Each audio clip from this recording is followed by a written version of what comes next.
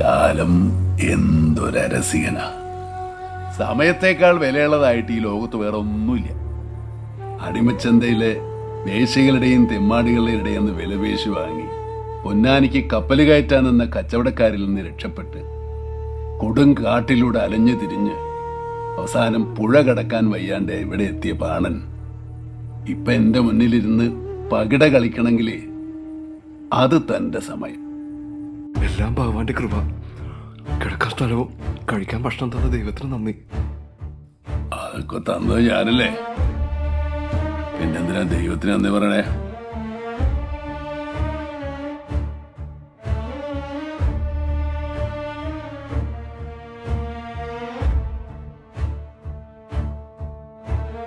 രാവിന്റെ ചാരത്തിൽ താഴുന്ന ലോകമേ മതി.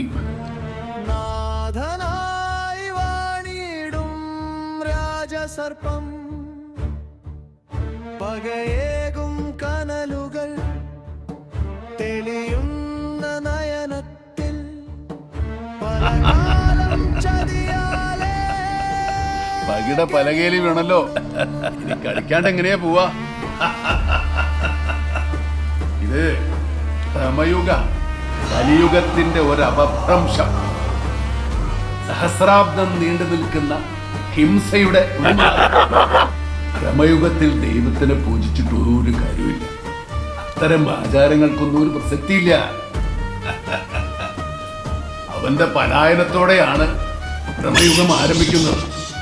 നീയൊക്കെ എത്ര ഉറക്കെ പിടിച്ചു പാടിയാലും അവൻ കേൾക്കില്ല.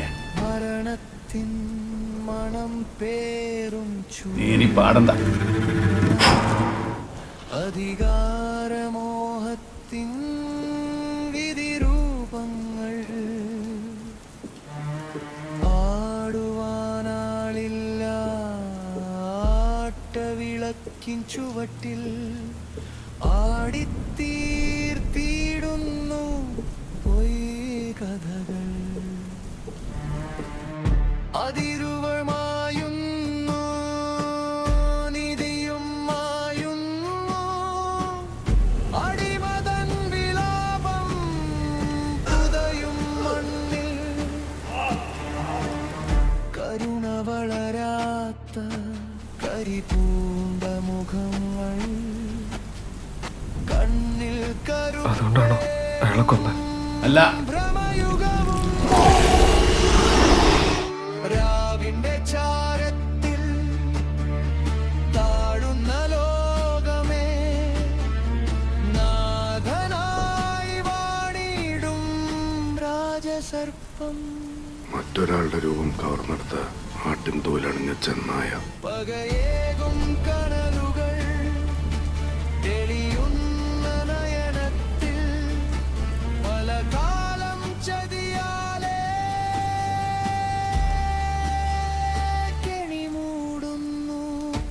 അത് മനുഷ്യനല്ല, അതിന് ഹൃദയമില്ല, അതൊരു ദൈവ സൃഷ്ടിയല്ല, അതിന് മരണത്തിന്റെ മണ.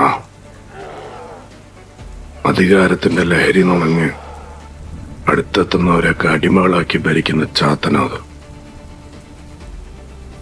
അത് തനിക്ക് ചുറ്റും സൃഷ്ടിച്ച ഒരു അധികാര വലയമുണ്ട്. ഒരേ സമയം അതിന്റെ അധിപനും തടവുകാരനുമാണ് ആ ചാത്തൻ. കരുണ വളരാത്ത കരിപൂണ്ട മുഖങ്ങൾ കണ്ണിൽ കറുപ്പേ ഇപ്പൊ അതിനകത്താ നമ്മൾ. ഭ്രമയുഗവും ആർക്കും പുറത്തു കടക്കാനാവില്ല.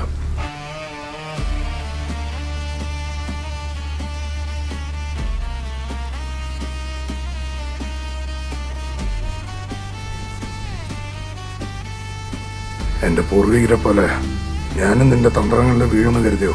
കരുണ വളരാത്ത നീ ആരാണെന്നും എന്താണെന്നും എനിക്ക് നന്നായി അറിയാം.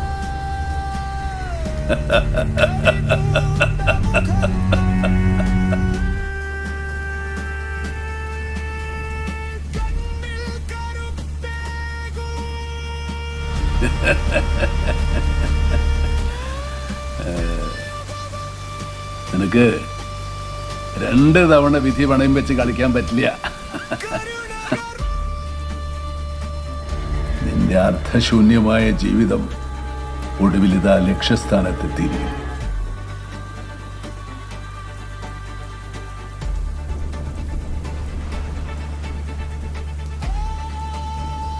അടിയന് പോവാൻ അനുവാദം തരണം.